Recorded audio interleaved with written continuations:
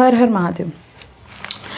आज राज्यसभा में कल देश के प्रधानमंत्री नरेंद्र मोदी लोकसभा में युद्ध को लेकर के संबोधित किया। राज्यसभा में उन्होंने ये सीधे तौर पे बोला कि हमें सावधान और सतर्क रहने के लिए रहना होगा, हमें तैयार रहना होगा कि जो ये संकट आया है उससे कैसे हम आगे बढ़ें।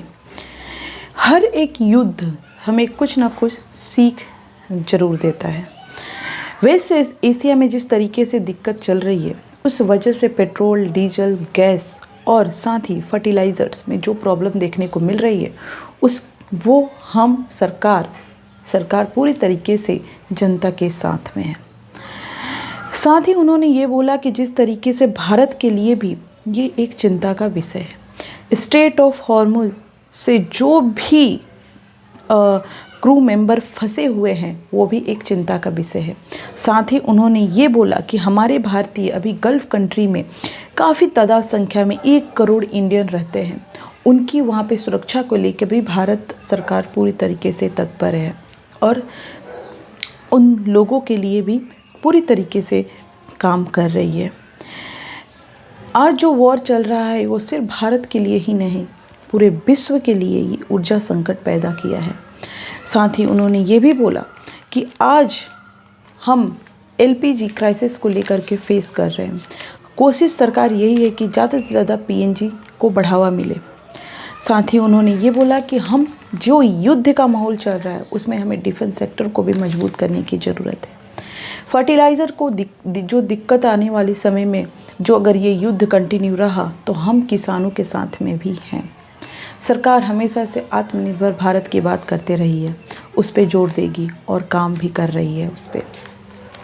तो उन्हें पूरी तरीके से राज्यसभा में बोला कि आज जो वेस्ट एशिया में जो गल्फ़ कंट्री में प्रॉब्लम देखने को मिल रही है उस पर पूरे तरीके से सोचने की बात है। साथ ही उन्होंने ये बोला कि भारत का हमेशा से एक ही लक्ष्य है और एक ही व्यू है कि किस तरीके से ये युद्ध को रोका जाए।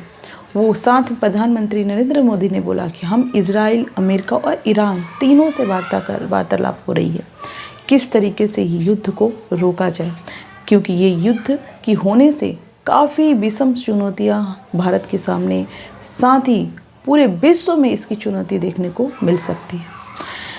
आते हैं नेक्स्ट न्यूज़ की तरफ। IEF चीफ फाती विरोल ने कहना है कि वेस्ट एशिया में जो वॉर चल रहा है इससे कोई भी देश अछूता नहीं रहेगा। इसकी वजह से अर्थव्यवस्था में इस पर काफ़ी गंभीर असर पड़ने वाला है।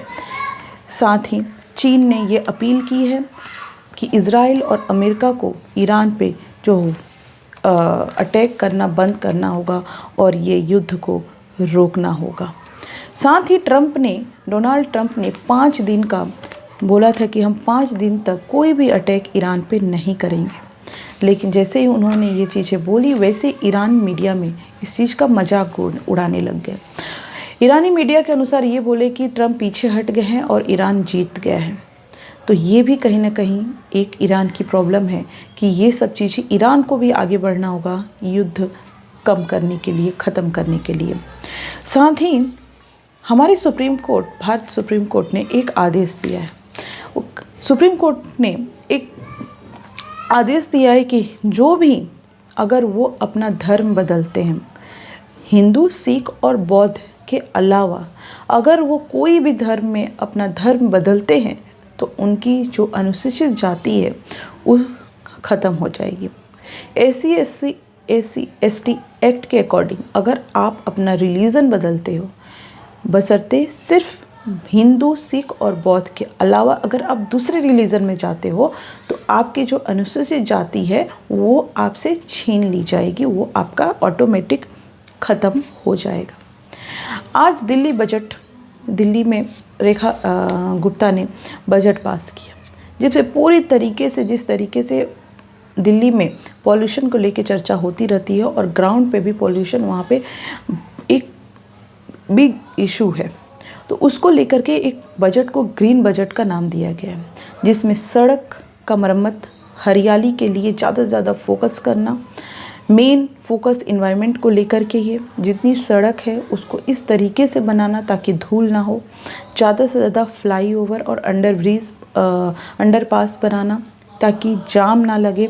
तो ये पूरी तरीके से पर्यावरण को सुधार के लिए, प्रदूषण नियंत्रण के लिए 21% बजट का खर्च किया गया है। तो पूरी तरीके से जोर दिया गया है कि दिल्ली में जो पॉल्यूशन है वो कैसे कम किया जाए। फिर से आते हैं कि ईरान, इज़राइल और अमेरिका में जो युद्ध चल रहा है वो कैसे भी करके रुक जाए।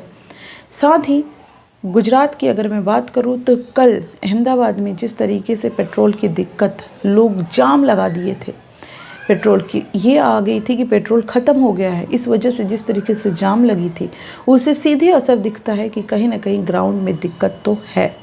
अब लेट्स सी क्या होता है। उम्मीद यही है कि ये वॉर जल्द से जल्द रुक जाए। Thank you so much.